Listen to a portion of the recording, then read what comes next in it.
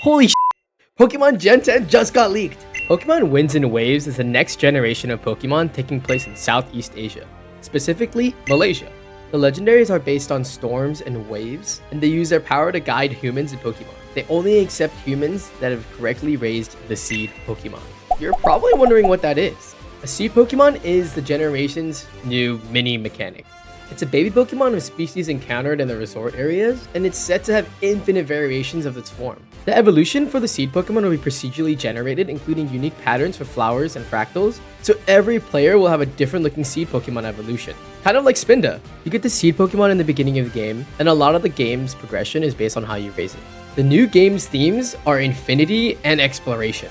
The island and region are generated based on how trained the Seed Pokemon is, so the new region is technically infinite, something that Game Freak has never done. There are also reports that every Pokemon in the game will be able to be ridden or touched. Wait, hey, stop that, no! Another generational mechanic that they're introducing are weather moves. This generation will revolve a lot around weather and how Pokemon will interact with it. You'll also be able to explore the seas and go underwater.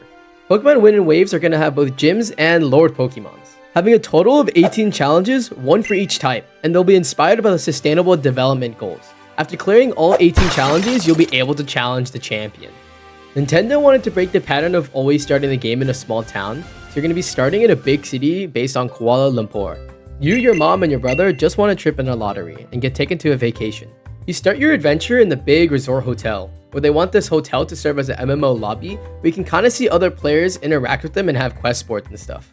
Then you meet your rival, a local that's knowledgeable about Pokemon and nature. Then you also meet some main characters like the hotel chairman and his heir. The chairman is the owner of the hotel where he originally sought to create resorts where people and Pokemon could coexist with nature.